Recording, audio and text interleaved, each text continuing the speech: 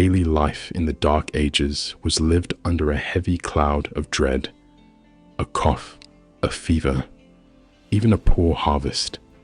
These were not merely unfortunate events. They were signs of something far more sinister: illness, misfortune, and death. All were attributed to the unseen hand of demonic forces.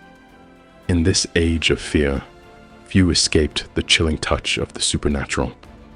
Against this backdrop of terror, one institution stood as a bastion of hope: the Church. It alone offered solace. It alone dared to confront the darkness. In sacred rituals, wielding the power of prayer and holy relics, priests battled unseen forces. Exorcism was more than a ritual. It was a lifeline. It was the only defense against a world of shadows. Join us as we journey back through time into the heart of this dark chapter of history. We'll explore not myths and legends, but actual documented accounts, stories that offered a glimpse into a world haunted by fear, where the line between reality and the supernatural was dangerously blurred. Welcome to a world of shadows, a world haunted by demons.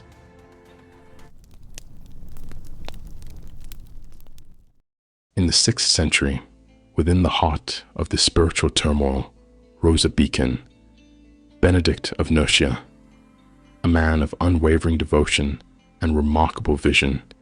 He sought to create order amidst the chaos, laying the foundation for a structured spiritual life, a sanctuary of peace.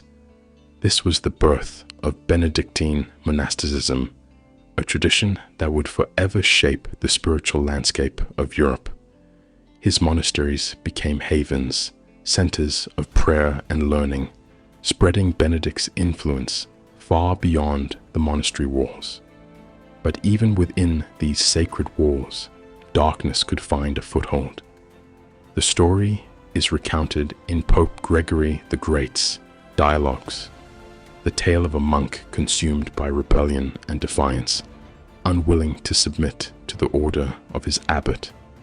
His rage was palpable, disrupting the serenity and threatening the very foundation of the monastic way of life. News reached Benedict, who knew a darker force was at play. He wasted no time intervening and performed an exorcism using faith as his only weapon. Under Benedict's unwavering resolve, the monk's resistance faltered. The demonic force that held him captive recoiled, loosening its grip.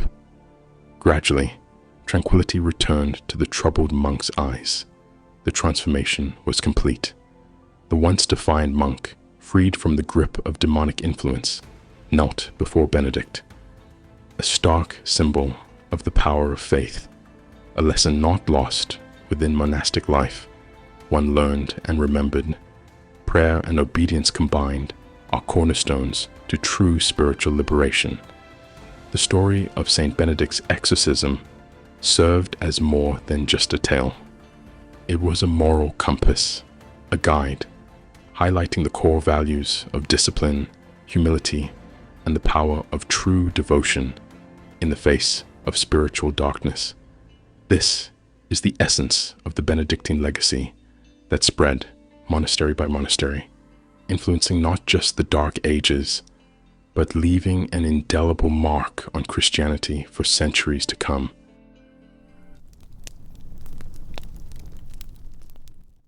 Off the rugged coast of Northumbria, shrouded in mist and legend, lies the holy island of Lindisfarne, a place of stark beauty, steeped in spiritual power. Here, amidst the windswept dunes and crashing waves, lived a man whose sanctity echoed across the land. Saint Cuthbert, a name synonymous with miracles, a beacon of hope in a world shrouded in darkness. His life, a testament to divine intervention. The sick were healed, storms calmed, and the hungry fed. Stories of his miracles spread like wildfire, cementing his place not just in the hearts of the devout, but also within the very fabric of medieval legend. But not all of Cuthbert's acts were so gentle. A desperate plea echoed across the island, carried by villagers from a nearby settlement. Their plight dire, their lives touched by some inexplicable suffering, an affliction attributed not to illness, but demonic force. The afflicted villagers cried out, their hope dwindling, fear clinging to the air like a plague itself. Responding to the desperate calls for aid, St. Cuthbert ventured forth, arriving with prayers and the conviction of his spirit. Holy water flowed, sacred words intoned, and he acted as a conduit for divine intervention. At his mere presence, hope ignited in the hearts of the afflicted, and just as the waves crashed against the shore, the shadow of despair began to recede.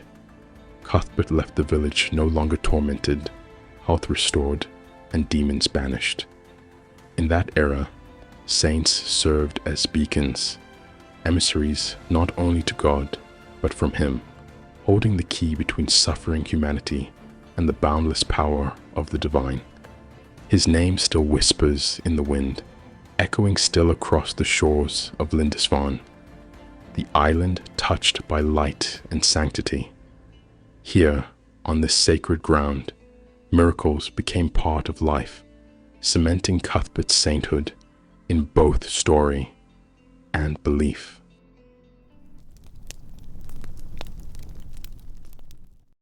The Dark Ages, a time shrouded in mystery, yet some dared to pierce through the shadows and record their glimpses of what lay beneath. Men like Orderic Vitalis. His pen flowed like a river, preserving details, stories, and experiences of the era. His most remarkable piece being the Ecclesiastical History, a treasure trove for our understanding of that world and its complex relationship with faith, the unknown, and the supernatural. His writings illuminate not only historical moments, but also personal trials.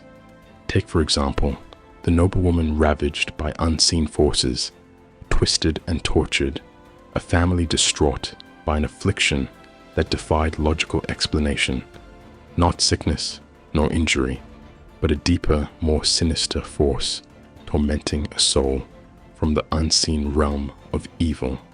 Desperate, they sought the answers in the comfort of familiar tradition. But as Christianity spread its roots, these old ways fused, becoming something unique, potent, and at times bizarre. The priests stepped forward and acted not as clinicians nor as shamans, but as conduits, performing the specific, personalized rituals that reflected the growing clash of ancient and new in the medieval heart. Prayers mixed with forgotten rites, sacred words blended with herbal remedies. It was the culmination of the changing of ages, the ancient world struggling to retain its grip within a world becoming reborn through faith. Within the same lands, in the same hearts, both Christian dogma and pagan tradition intertwined, vying for dominance. A delicate balance that could be measured not only by centuries, but indeed at times through single individuals suffering under dual and often opposing forces. Through this delicate and unique blend, it gave Orderic Vitalis unique insights. The battle of the spiritual within people of the era raged more vividly than any clash of steel.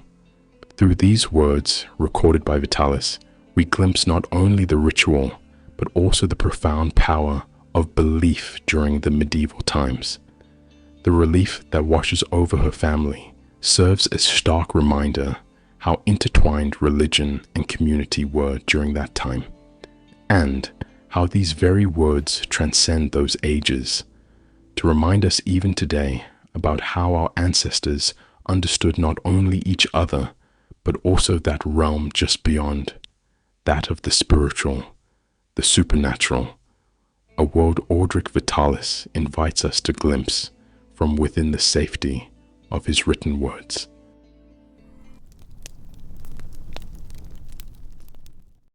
Gerbert of Aurillac, scholar, mathematician, astronomer, and Pope.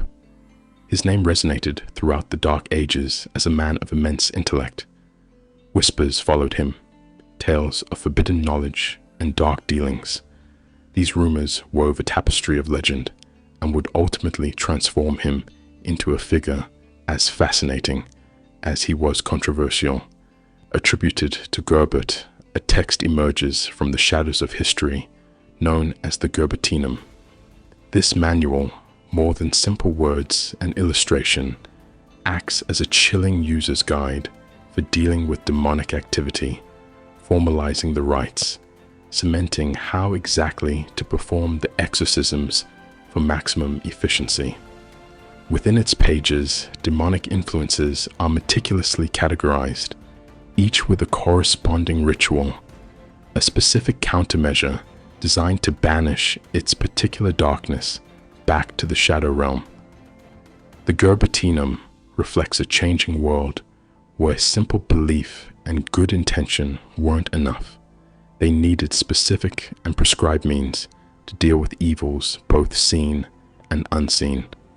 Here, now, we see further proof of the Church's dominance during the Dark Ages, offering protection for those in its flock, reinforcing the absolute rule not just of faith and religion, but also law and how even life should be conducted.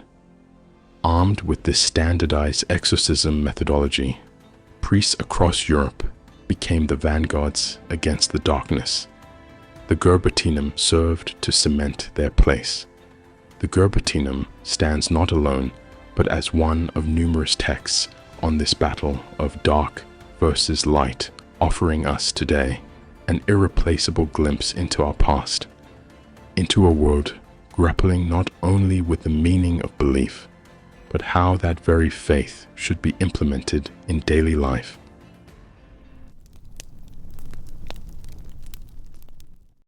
The clash of steel, the cries of men, the thunder of hooves, the Crusades, a holy war fought under the banner of faith, a brutal collision of cultures driven by unwavering religious zeal, a time of immense belief and immense violence.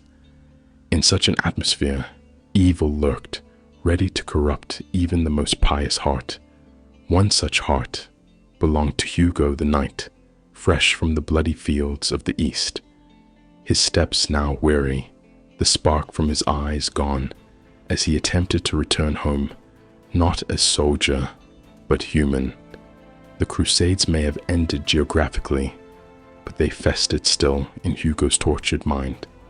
The battles fought, and perhaps most significantly, the demons confronted both without, and more terrifyingly, within. Once known for devout faith, a disturbing change takes hold. Anger boils, exploding in manic bursts. The tranquility of sleep eludes, tormented by unspeakable dreams. Once his solace, religious symbols now in sight and terrify, all point towards one inescapable and horrific fact. Something beyond madness, something unholy, had taken root in the warrior's heart.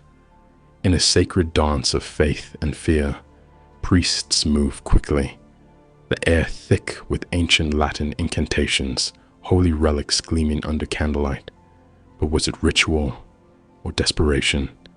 The fight rages both without and within Hugo himself.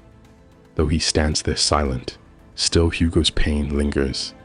And even today, we struggle to find answers. Did war cause mental illness and trauma misinterpreted at the time? Was his torment a supernatural battle within a holy night, or something far simpler and darker festering inside? Regardless of the answer, Hugo remains here now, a constant reminder. Some wounds from ages past cannot be explained by faith, sword, or relic.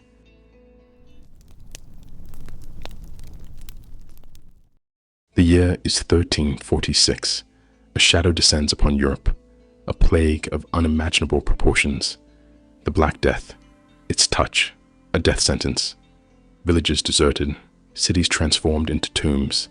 Fear, the only constant in a world collapsing. Society, already fragile, now crumbles entirely. Famine stalks the land, fueled by fear. Order breaks down, replaced by panic and desperation. Those who can, flee. Those who remain face a grim reality. Amidst the suffering, something darker takes hold. Strange behaviors emerge.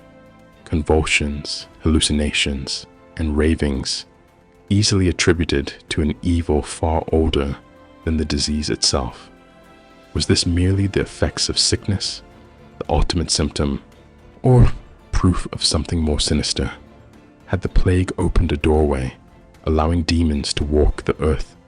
In their despair, people turn to the familiar comfort of faith. Prayers rise, mingling with the cries of the dying. Exorcisms become commonplace, a desperate attempt to banish not disease, but unseen evil believed to carry the very plague.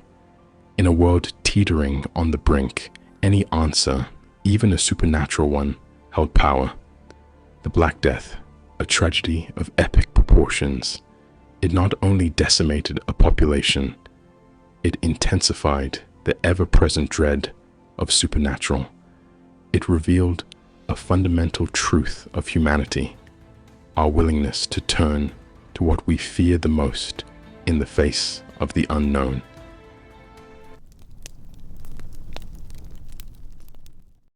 The demons of the Dark Ages weren't just whispered about in hushed tones, they were vividly brought to life in the art of the time. Medieval manuscripts and illuminations offer a window into a world haunted by grotesque, monstrous denizens of the supernatural. These images weren't just artistic expressions, they were reflections of deeply held beliefs. The act of exorcism, the struggle between good and evil, is a recurring theme, vividly depicted in these illuminated pages. Let's see now what these artworks really mean. Experts will delve deep into this macabre yet fascinating subject, giving us true context and shedding light on the symbolism. Because by reading into art, it's like reading between the very lines of history itself. Look closer. Every detail, every color, every gesture is laden with meaning, a visual language carefully crafted to convey the supernatural. In the symbolic battles depicted on parchment, our forebears found expression of an even greater spiritual struggle within themselves. These images, grotesque and beautiful, terrifying and compelling, offer us a rare glimpse into the medieval mind. They reveal not only the beliefs and fears of a time long past, but they speak to some deeper, eternal struggle within the human spirit. That struggle with not only the outer world and its potential evils, but that darker mirror also held deeply and profoundly within.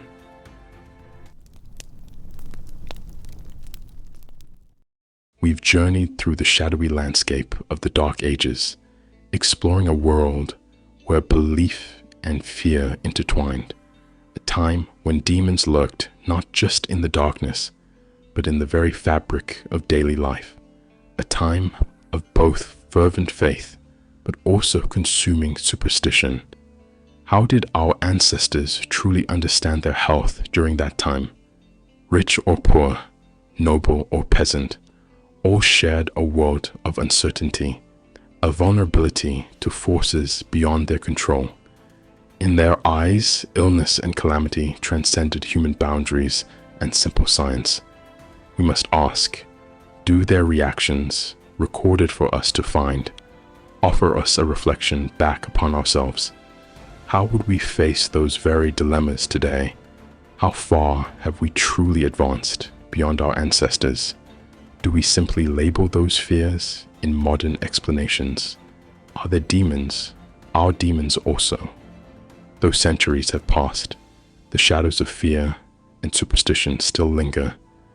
Our anxieties about the unknown, our search for explanations, echo the experiences of those who lived in the Dark Ages. Though perhaps less overtly, the demons haven't vanished completely. They lurk now still on the periphery of modern life, in the unseen corners of our rational and scientific minds. Are we truly so far beyond our predecessors in how we deal with them? Belief, a powerful force. It can offer solace, drive us to acts of great compassion, or fuel our deepest fears. From ancient rituals to modern anxieties, the human need to find meaning in the face of uncertainty remains a constant. That belief itself, independent of what that belief focuses on, can inspire both love or hatred, drive us together or tear us apart. As we look out into the vast expanse of the unknown, both now in our own time, but also reaching beyond us into both past and future, the ultimate question we must all ask ourselves remains: what role does fear truly play in not merely our past, but present? And more significantly, how will both our faiths, fears, beliefs, superstitions, and sciences be perceived in the millennia still to come?